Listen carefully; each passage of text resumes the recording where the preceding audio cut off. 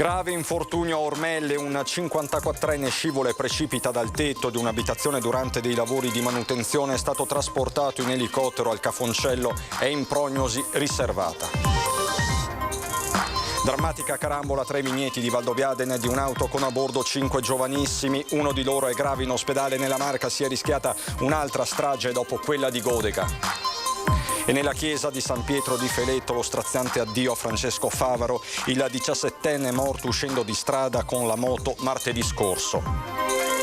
Quest'inverno crisi e caro bollette rischiano di lasciare al freddo oltre 36.000 famiglie trevigiane, l'allarme della CGA di Mestre. Il voto del 25 settembre sui rincari, il mondo produttivo interroga la politica, continuano le presentazioni dei candidati, oggi è la volta del terzo polo, Piero Fassino a Treviso.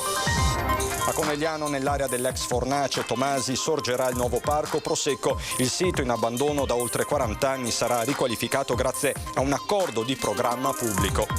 Una domenica di grandi emozioni su Antenna 3, quella di domani al mattino alle 10, la diretta della beatificazione di Papa Luciani, nel pomeriggio dalle 15:45 il grande spettacolo del Palio di Montebelluna.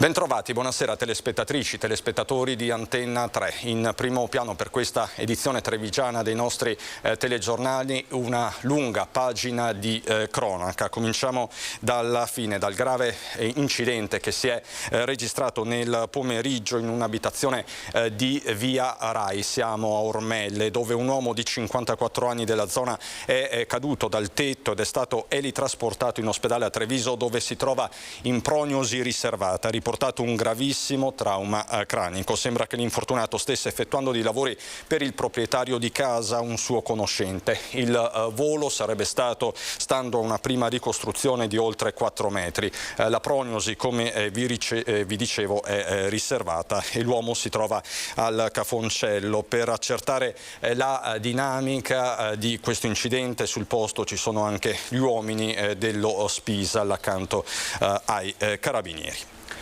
Questa mattina alle 7 uno schianto tremendo, una carambola drammatica, 5 ragazzi rimasti feriti a Valdobbiadene in via Erizzo. La loro auto è finita, pensate, tra i vigneti. La dinamica, tra l'altro, riporta alla mente quanto successo appena 3 settimane fa a Godega di Sant'Urbano. I ragazzi sono salvi per miracolo, ma uno di loro è in prognosi riservata al Cafoncello.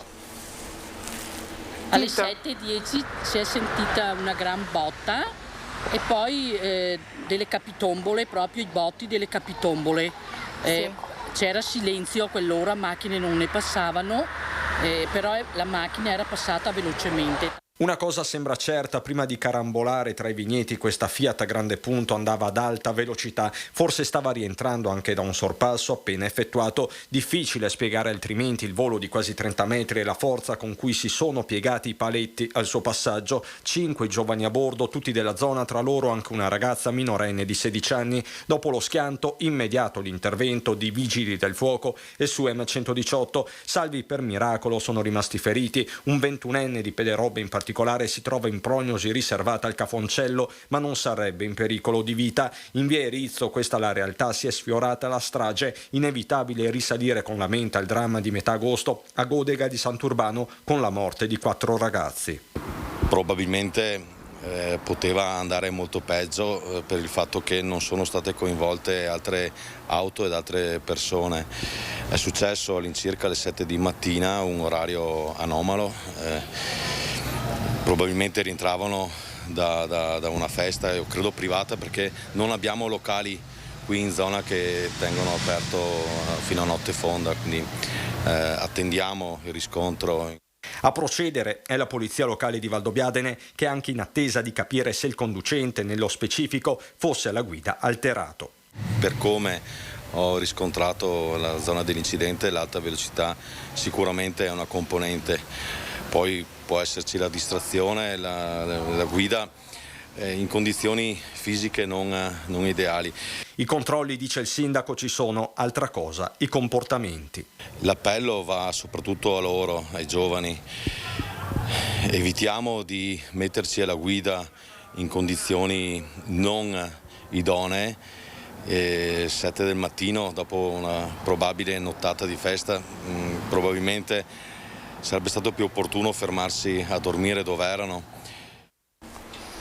E qualche ora più tardi rispetto all'incidente che vi abbiamo appena raccontato di Valdobbiadene a Biancade di Roncade in via Sant'Antonio, scontro tra un'auto e una moto, è accaduto poco dopo mezzogiorno, gravemente ferito un motociclista di 54 anni nato ad Abano ma residente a Marcon nel Veneziano. In sella al suo scooter è finito contro l'auto di un 27enne di San Biagio di Callalta che proveniva da una laterale. All'origine dell'incidente ci sarebbe stata una mancata precedenza, violentissima l'impatto con il motociclista trasportato d'urgenza in elisoccorso al Cafoncello, dove si trova tuttora, mi riferiscono, in coma farmacologico. Sul posto intervenuta per i rilievi di legge la polizia locale. Una scia di incidenti forse senza precedenti, perlomeno nel recente passato. Oggi pomeriggio, tra l'altro, San Pietro di Feletto ha reso omaggio per l'ultima volta a Francesco Favaro, lo studente 17enne deceduto nell'incidente di via San Michele martedì scorso. Migliaia davvero le presenze. Il giusto, anche se muore prematuramente, troverà riposo. Francesco Favaro aveva solo 17 anni e una vita davanti a sé. Purtroppo però lo scorso martedì 30 agosto è rimasto vittima di un tragico incidente stradale a bordo della sua Enduro, mentre andava a prendere il regalo di compleanno da alcuni amici. Questo pomeriggio si sono celebrati i funerali alla parrocchia di Santa Maria di Feletto, alla presenza di migliaia di persone strette attorno alla famiglia del giovane, ennesima vittima di quest'estate segnata dal dolore delle perdite da incidenti stradali. Le speranze dei genitori di vedere il frutto maturo dei loro sacrifici realizzato, le speranze degli amici di passare del tempo in allegria e spensieratezza, le speranze di tutti si sono interrotte. E poi, in un momento, in un attimo, quando meno ce lo aspettiamo, la tragedia e la fine di una giovane vita. La piazza della chiesa, gremita dai tantissimi amici di Francesco, detto Checco, hanno voluto dargli l'ultimo saluto con un grande striscione e i palloncini. Presente anche il sindaco Maria Assunta Rizzo, che in occasione ha proclamato il lutto cittadino. In questo momento la nostra fede è messa alla prova, perché è difficile accettare la morte.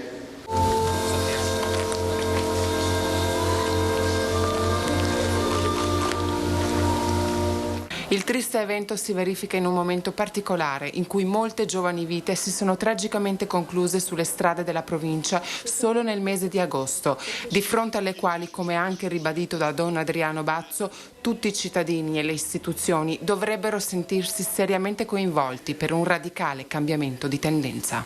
Perché il dolore diventi speranza, perché il buio diventi luce, perché diventiamo grandi e responsabili, perché la morte diventi aurora di vita.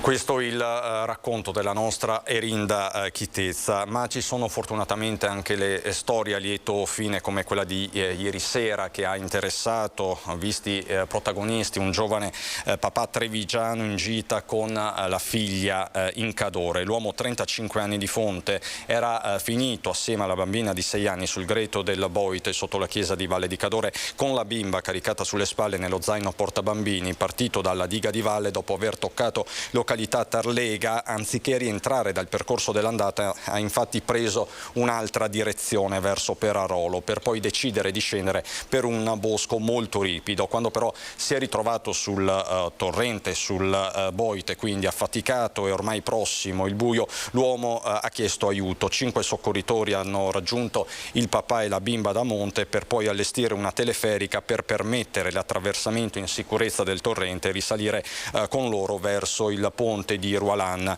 e i mezzi guidati da un'altra squadra caricata a bordo. La famiglia è stata messa in salvo ed è ritornata quindi a Fonte. Ieri sera vi abbiamo parlato di una truffa che ci è stata raccontata da un nostro telespettatore, una storia analoga a quella che ci racconta adesso il sindaco di Pederobba, Marco Turato. Anche la sua mamma 86enne, ha rischiato seriamente di rimanere vittima della truffa del cosiddetto finto incidente. È successa una cosa che fa male perché per fare delle truffe alle persone, certi infami, perché così li definisco, se la prendono con le persone più deboli, cioè gli anziani, facendo leva sui sentimenti. È toccato alla madre del sindaco di Pederobba, Marco Turato, questa volta a finire nel mirino di truffatori senza scrupoli che hanno contattato a casa la pensionata 86enne fingendosi prima poliziotti poi carabinieri e chiedendole del denaro. Turato quel giorno era andato a Jesolo a trovare gli anziani in soggiorno climatico. Il suo sospetto è che i malviventi conoscessero i suoi spostamenti, dal momento che sapevano che non era, come spesso accade, a pranzo dall'anziana mamma e che proprio quel giorno si era spostato in macchina. Alle parole dei truffatori, l'86enne ha rischiato un malore. Panico assoluto, mai ha provato una simile situazione in 86 anni, come mi diceva ieri, tanta paura. Tanto aveva paura per il proprio cuore, di conseguenza la situazione poteva essere anche tragica da quel punto di vista. I malviventi le hanno dato del tempo per raccimolare la cifra richiesta. Lei, in pena per il figlio, ha contattato la nuora riuscendo a chiarire che era tutto a posto e a una successiva telefonata ha dimostrato chiaramente di non essere caduta nel raggiro. Ma occorre fare grande attenzione, ribadisce il sindaco. Badate bene a chi vi telefona, a chi vi bussa alla porta e non date retta a certe menzogne o a certe situazioni che sono tragiche come in questo caso, ma soprattutto cerchiamo di non dare adito a situazioni dove potremmo trovarsi di fronte a sborsi economici o truffe di questo tipo. Sempre per la cronaca, un 35enne romeno è stato denunciato dai carabinieri che nella notte lo hanno sorpreso a Loria mentre, servendosi di un tubo di metallo, cercava di forzare la finestra della tabaccheria annessa al distributore di benzina di via Castellani. I militari sono arrivati in tempo grazie alla segnalazione di alcuni residenti che avevano per l'appunto raccontato di una presenza sospetta dell'uomo che si aggirava in zona impegnando il tubo lungo più di 1 metro. Sempre i carabinieri nei pressi della stazione di Soffratta, siamo a Vittorio Veneto, hanno fermato e denunciato un 52enne dell'Est Europa trovato in possesso di un coltello a serramanico di 7 centimetri. Vi do anche un rapido aggiornamento che arriva da Montebelluna. C'è stato un gesto estremo in pieno centro sotto la loggia della città. È successo nel tardo pomeriggio. Una donna di origini straniere, cinese, ha tentato per l'appunto un gesto estremo, ma è stata di fatto salvata da alcune persone che hanno lanciato un allarme immediato. Ora si trova ricoverata all'ospedale San Valentino sotto osservazione. I temi dell'economia, il caro energia e l'autunno che si avvicina con il centro studi della CGA che lancia un allarme molto puntuale. Ci sono migliaia di famiglie trevigiane che rischiano la povertà energetica. A causa di una crisi energetica senza precedenti, nel prossimo inverno tante famiglie venete, molte delle quali con a capo un lavoratore autonomo, non avranno acqua calda e termosifoni accesi. Questo è il risultato dello studio sulla crisi energetica nella nostra regione fatto dagli artigiani di Mestre. La stima è tra le 125.000 e le 208.000 famiglie, che nella Marca sarebbero oltre 36.000, e il numero di persone oltre 88.000, ovvero la popolazione di una città come Treviso. E che la situazione sia difficile lo sottolinea anche la CGIL trevigiana oggi in piazza Borsa con i suoi sportelli, compreso quello del CAF, che segnala l'aumento di richieste per certificati ISEE. È segno che questi bonus e questi servizi sono utili anche a cittadini che non sono nettamente poveri, ma che lo potrebbero diventare un momento per l'altro. Sindacato in piazza anche per valutare altri dati come la cassa integrazione, strumento che molte aziende utilizzeranno già nelle prossime settimane per posticipare la riapertura attendendo bollette meno care, ma che al momento sembra invece indicare come i nostri imprenditori cerchino di resistere alla crisi. Noi abbiamo analizzato il numero delle aziende che hanno chiesto la cassa integrazione durante i primi 7 mesi dell'anno da gennaio a luglio e il dato è un dato costante. Questo non vuol dire che il futuro sarà costante. Ed è sul futuro economico di Treviso, ma come presidente ANCI anche del Veneto, che il sindaco Mario Conte nutre forte preoccupazione. Corre su 2 binari, una quella pratica, quella di riuscire concretamente a pagare le bollette perché molti non ce la fanno, e poi c'è anche un aspetto morale che stanno mettendo in discussione se ha senso o no pagare queste bollette che sono quintuplicate. In questo scenario per tutti c'è bisogno di un intervento immediato del governo, ma anche dall'Europa. Il governo intervenga subito per aiutare chi è in difficoltà, se occorre anche attraverso lo scostamento di bilancio. Per la CGIL l'intervento più efficace resta sugli extra profitti dei fornitori energetici. Avendo un beneficio lo dovranno, a nostro avviso, redistribuire con chi sta pagando il conto. Tutti i temi per la campagna elettorale tra i candidati che si stanno muovendo sul territorio. C'è anche Piero Fassino in questi giorni a Treviso. Sono stato richiesto in molte città italiane, non andrò, perché penso che chi si candida in un territorio poi lo deve curare, lo deve seguire e deve fare la campagna elettorale in quel territorio costruendo un rapporto con i cittadini, è quello che io mi propongo di fare. Ha scelto il metodo classico di fare campagna elettorale il deputato uscente ed ex sindaco di Torino Piero Fassino, secondo nome nella lista proporzionale del Partito Democratico nella circoscrizione Veneto 1 per la Camera dei Deputati.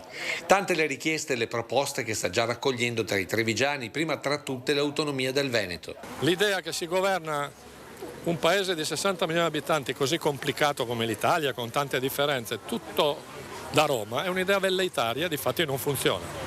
Bisogna riconoscere poteri, risorse, strumenti ai territori, a partire dai comuni, perché si discute molto di autonomia delle regioni e io sono d'accordo, sono un federalista, ma poi il primo fronte di rapporto con i cittadini sono i sindaci, sono i comuni. Quando un cittadino ha un problema, da chi va? Va dal sindaco. Pronto quindi a sostenere l'evoluzione autonomista non solo del Veneto ma delle regioni che stanno trattando a Roma, ma anche al ritorno a pieno titolo del ruolo delle province. Io ho contestato quando ero presidente dell'ANCI la riforma che è stata fatta delle province, perché non è vero, come a un certo punto si è pensato che le province fossero inutili. So che c'è una differenza, è chiaro che nelle grandi città come Torino, Milano e Roma il peso è il peso del comune, la provincia è meno rilevante, ma invece in tutti i territori non metropolitani la provincia è importante. E quindi io penso che bisogna ripensare quella riforma e restituire alle province le loro funzioni. Al gazebo di Porta San Tommaso c'era anche la capolista al proporzionale Rachele Scarpa, che dopo le critiche ad alcuni interventi ora è nel mirino di insulti sessisti. Questo è quello che succede quando si cerca di scatenare una macchina social e mediatica contro qualcuno. Questo è il modo di fare politica a cui ci ha abituato una certa parte ed è un modo di fare politica che incita all'odio e che trova come un bersaglio facile in una giovane ragazza di 25 anni. Io personalmente non mi faccio spaventare, vado avanti, credo di aver parlato a difesa di chi in questo momento sta peggio e quindi sono convinta di andare avanti per la mia strada. Oggi a Padova si sono presentati anche i candidati del terzo polo. Assenti i leader Calenda e Renzi e anche la ministra Elena Bonetti, che sarà in lista per la Camera a Padova e Rovigo con il veronese Davide Bendinelli per il terzo polo Azione Italia Viva. In corsa per la Camera anche i padovani Carlo Pasqualetto, assente, e Maria Antonietta Auditore con la sua proposta per la sanità. Se noi consideriamo che il programma del terzo polo è l'unico che inserisce l'istituzione di un'agenzia per la prevenzione, questo vuol dire che sono delle risorse che vengono scorporate dalla sanità vera e propria, non viene più considerata come voce di spesa, ma investo sulla salute dei cittadini, sui cittadini sani, affinché si mantengano in salute il più possibile. Ovviamente non riguarderà soltanto il tumore al seno, è proprio un cambio di paradigma. L'ex sindaco di Vigonza si candida al Senato portando la sua esperienza di amministratore locale. Quindi l'attenzione verso un ripristino della sanità equilibrato che ha portato degli squilibri evidenti per quanto riguarda sicuramente le liste d'attesa delle visite specialistiche, per quanto riguarda la possibilità soprattutto degli anziani di poter fare delle prenotazioni alle loro visite senza avere i limiti di sistemi digitali a cui non sono abituati, e quindi naturalmente anche l'aspetto altrettanto importante di aumentare il numero di medici di base. Al Senato, nel collegio plurinominale, insieme a Carlo Calenda, c'è la senatrice vicentina di adozione Daniela Sbrollini. Il terzo polo, con la sua coerenza e la sua serietà, è l'unico in grado, se fa un buon risultato, non solo di proseguire con l'agenda Draghi, ma di riportare Draghi al governo.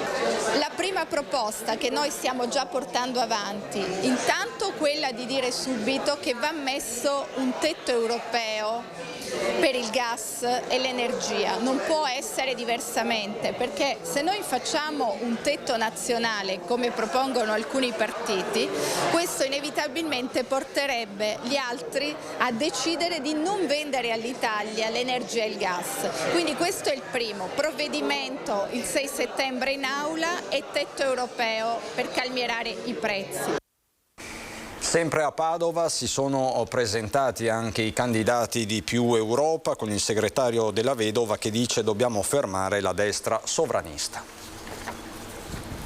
Punta sul Veneto Più Europa, che candida in 2 collegi distinti per Camera e Senato nella nostra regione, Emma Bonino e Benedetto della Vedova. Presentati a Padova i candidati alle prossime elezioni del partito che è nella coalizione di centrosinistra e che punta al 3% per entrare in Parlamento e arginare le derive sovraniste della destra, ha spiegato il segretario nazionale. Il nostro obiettivo è di dare all'Italia e al Veneto una prospettiva di governo in linea con quella del governo Draghi, cioè un'Italia protagonista tra i grandi paesi europei e non un'Italia antagonista dell'Europa come vogliono i sovranisti a partire da Salvini e Meloni, che vorrebbero un'Italia isolata, vorrebbero un'Italia non attiva a Bruxelles nell'interesse dell'Italia. Una squadra rimasta all'interno del patto con il PD per tentare di bloccare il centrodestra che, come è stato ribadito più volte durante la presentazione dei candidati di Più Europa, non è in grado di sedersi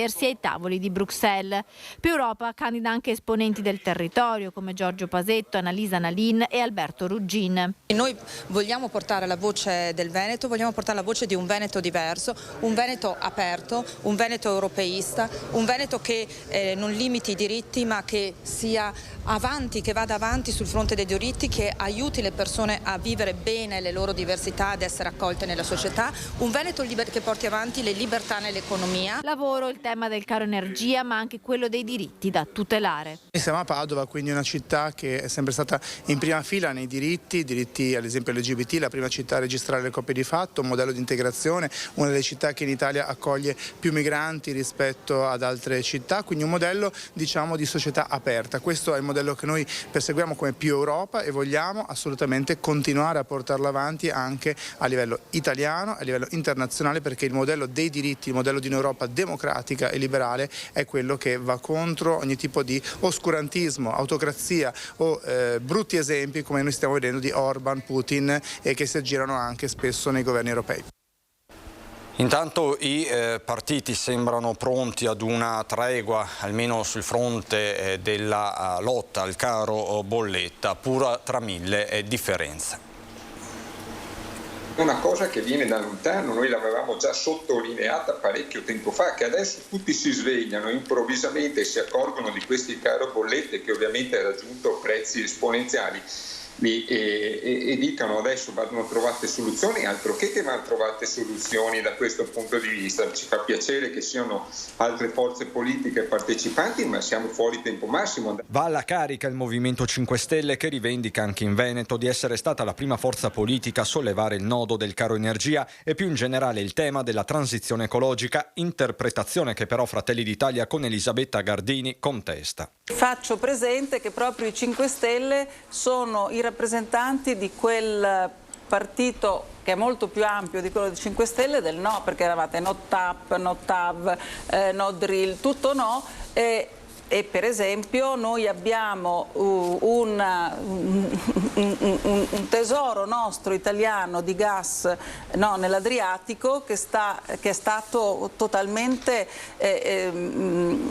messo sotto chiave. In attesa, dice la meloniana, di un nuovo piano energetico si deve accelerare su sgravi per le famiglie e credito d'imposta per le imprese. Sugli extra profitti dei colossi energetici si concentrano 5 Stelle e Sinistra Italiana. Riteniamo che sugli extra profitti di questa parte imprenditoriale che ha fatto profitti del 1000 per 1000 anche da questo punto di vista, vadano prese assolutamente delle decisioni, l'abbiamo detto chiaro e tondo su questo. Bisogna partire da quello che diceva il collega di 5 Stelle, bisogna assolutamente andare a riscuotere e incassare gli extra profitti. Noi come Alleanza Verdi Sinistra chiediamo da tempo che sia portata addirittura al 100% dell'extra profitto, perché non è pensabile che ci siano le grandi multinazionali che lavorano con il gas e anche Eni che hanno fatto questo extragettito in questi mesi avendo acquistato il gas anni fa e prima che fosse a questi prezzi. Per cui questa è una mera speculazione e quindi è giusto e doveroso che sia restituito a tutti quello che io considero un maltolto. A Conegliano, nei 7 ettari dell'ex fornace Tomasi lungo via Matteotti, sorgerà il nuovo Parco Prosecco. Il sito in abbandono da oltre 40 anni sarà dunque riqualificato grazie a un accordo di programma pubblico siglato tra Regione, Provincia e Comune. Vi nascerà un nuovo centro direzionale con servizi di accoglienza, ristorazione e valorizzazione dei prodotti food and beverage territoriali e incubatore di start-up tecnologiche. Ci sarà spazio anche per il Museo del Prosecco e per la sede degli enologi. Completerà la riqualificazione un auditorium con 900 posti. L'inizio dei lavori è programmato per il primo semestre del 2023. È previsto anche un ampio parco pubblico su una superficie di quasi 8 ettari adiacente all'ex fornace Tomasi, che sarà curata e gestita direttamente dal comune di Conegliano. Dopo 18 anni alla questura di Treviso, il vicequestore Claudio Di Paola saluta per prendere servizio al comando delle volanti della questura di Venezia. Da lunedì sia lui che il commissario capo Manuel Pirone lasceranno Treviso. Pirone andrà a dirigere la squadra mobile di Vercelli, un ruolo questo che a Treviso aveva di recente ricoperto anche Di Paola, passato poi all'ufficio immigrazione. In precedenza aveva diretto anche le volanti e il commissariato di polizia di Conegliano. Un legame forte il suo con la marca trevigiana grazie a disponibilità e professionalità sua l'iniziativa di organizzare nella pediatria del Cafoncello i periodici incontri tra i piccoli pazienti e i cani del reparto cinofili della polizia. Vi raccontiamo adesso di un incontro davvero particolare oggi sul ponte di Bassano per una fiaccolata partita da Valdobbiadene e diretta in Lombardia. Il nostro cammino è da Valdobbiadene a Seregno per il 70° dell'Avis di Seregno, l'Avis Donatori di Seregno. Partiti dal Tempio del Donatore a Valdobbiadene, i podisti a turno, accompagnati da 3 ciclisti e 2 vetture, hanno percorso la Val Cavasia, passando per Possagno e arrivando a Bassano in tarda mattinata. Siamo un gruppo di 50 persone, più o meno, divisi tra ciclisti, runner, non runner, donatori vari. Nel nostro cammino abbiamo trovato tutte le altre associazioni Avis del territorio che ci hanno accolto con moltissimo entusiasmo, ci hanno dato molta benzina col vostro buonissimo Prosecco per fare questo, che li ringraziamo tantissimo, veramente sono stati veramente eccezionali da stamattina. Più che correre stiamo mangiando e bevendo. E bevendo. Valdobbiadene Seregno, 60 più 2 anni.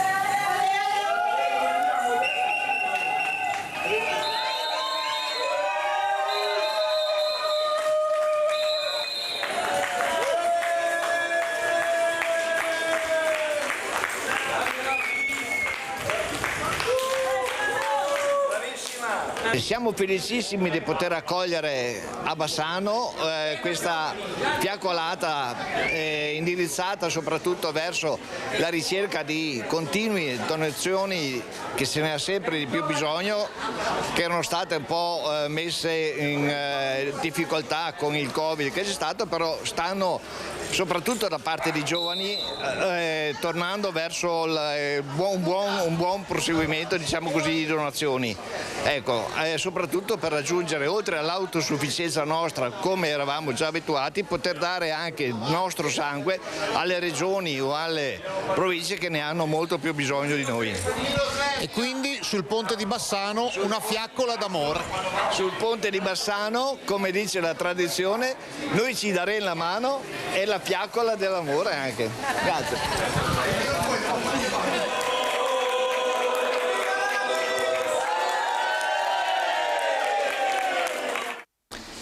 E sarà una domenica di grandi emozioni, quella di domani, emozioni che Antenna 3 vi racconterà in diretta. Albinum, Sancte Romane Ecclesiae Cardinalem Luciani. Si muove tra sacro e profano la domenica di Antenna 3, una domenica rigorosamente in diretta per raccontarvi un nord-est dalle 1000 sfaccettature. Si parte alle 10 in punto per seguire minuto per minuto il rito di beatificazione di Albino Luciani, quel Papa Giovanni Paolo I che nonostante i suoi soli 33 giorni di pontificato ha cambiato il volto della Chiesa Cattolica. La piazza di Canale d'Agordo, sua terra natale, si alternerà a quella di San Pietro, dove Papa Francesco officerà il rito per proclamare Luciani beato. Racconteremo le emozioni dei suoi compaesani, di chi l'ha conosciuto e ne conserva ancora il ricordo. Una storia straordinaria che ha attraversato il Veneto. Luciani, prima di diventare pontefice, era stato vescovo di Vittorio Veneto e patriarca di Venezia.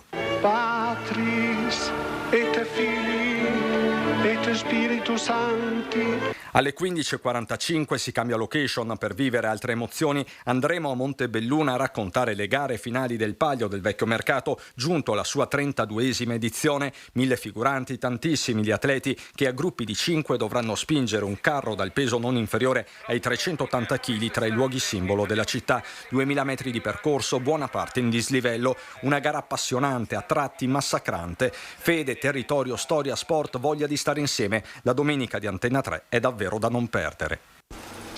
Andiamo adesso a Belluno.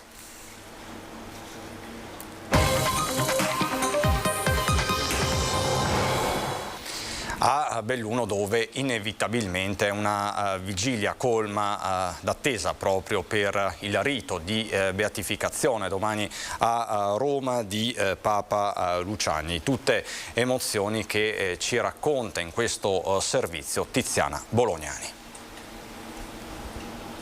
Via vai di fedeli e turisti stamattina in cattedrale a Belluno, una veglia di preghiera questa sera nella chiesa di Loreto e poi domani tutti in piazza per assistere alla cerimonia di beatificazione di Papa Luciani. Lei ha un ricordo di Papa Luciani? Abitavamo qua vicino, sì, ai tempi quando era qua a Belluno, sì. È contenta di questa beatificazione? Proprio felice.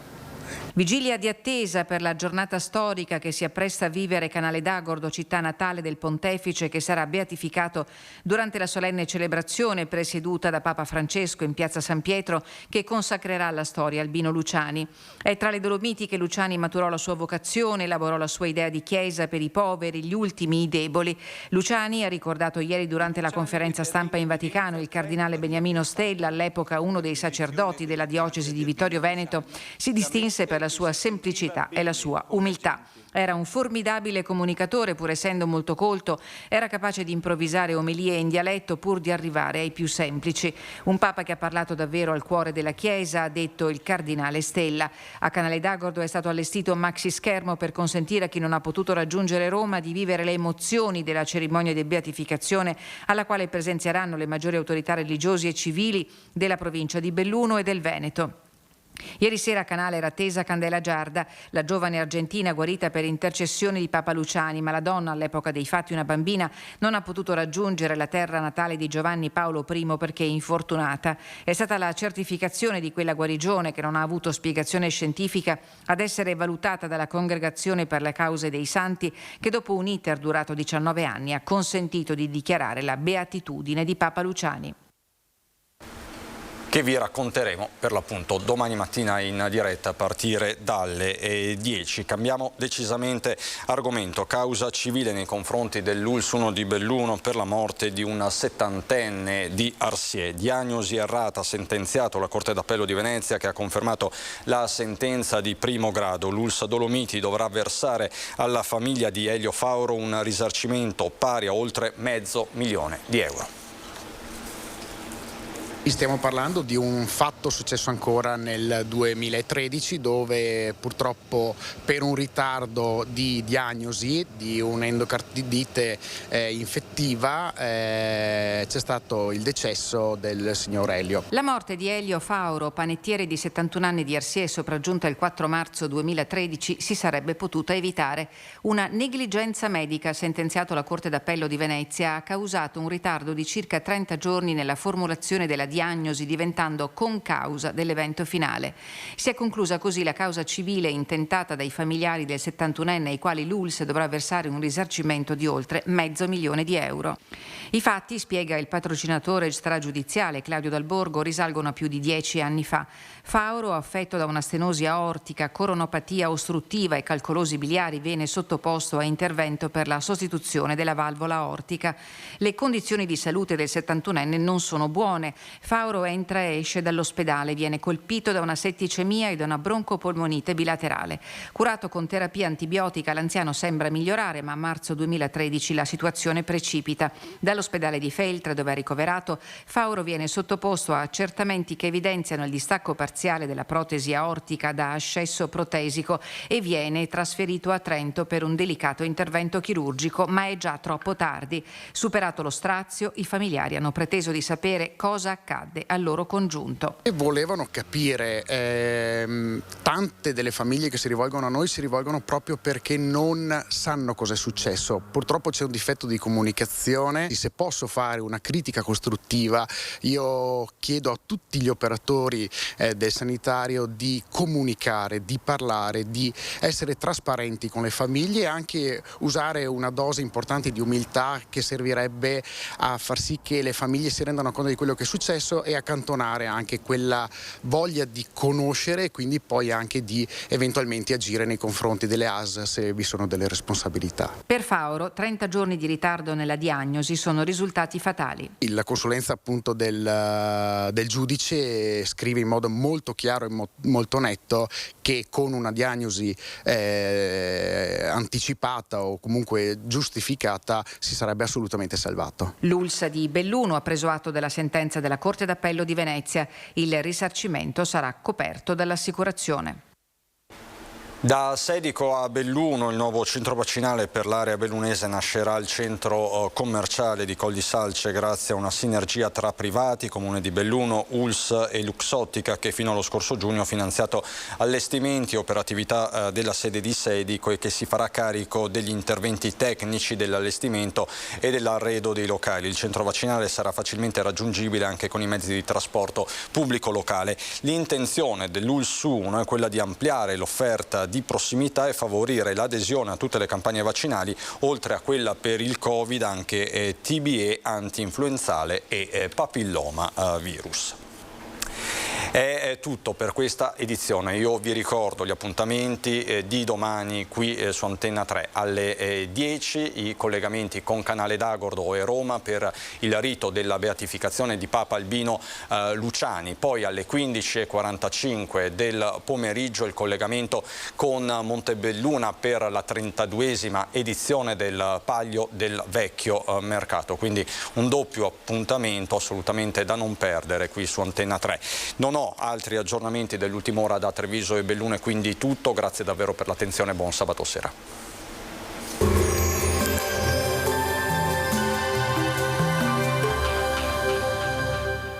Entra nel mondo Lolato. Da oltre 40 anni un team di professionisti per migliorare la qualità della tua vita. Centro del piede con servizi di podologia, laboratorio per la produzione di plantari e calzature su misura. Benvenuti al meteo. Un fronte instabile si allontana dall'Italia, il tempo dunque migliora sul nostro territorio. Vediamo il dettaglio di domenica 4 settembre. Sul Veneto la giornata sarà caratterizzata dalla presenza del sole, come vediamo. Il cielo sarà sereno o al massimo poco nuvoloso, isolati acquazzoni al pomeriggio in montagna. Temperature in ripresa, minime tra 13 e 20 gradi, massime invece comprese tra i 25 e i 29 gradi all'incirca. Spostiamoci ora sul Friuli Venezia Giulia. Cielo poco nuvoloso al mattino, un po' più variabile invece nel pomeriggio con la possibilità di qualche rovescio sui rilievi. Temperature minime tra 15 e 20 gradi, massime sui 25 e 28 gradi. Infine diamo uno sguardo al Trentino Alto Adige, dove non cambia la situazione. Avremo anche qui un ampio soleggiamento, solo con la formazione di locali nubi basse nelle ore più fredde sulle vallate. Temperature minime intorno ai 15 gradi, massime sui 27 e 28 all'incirca. Dal meteo di Antenna 3 per ora è tutto, arrivederci al prossimo aggiornamento.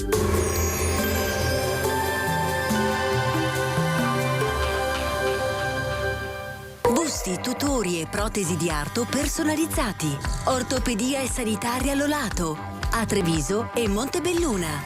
Lolato, soluzioni per star bene.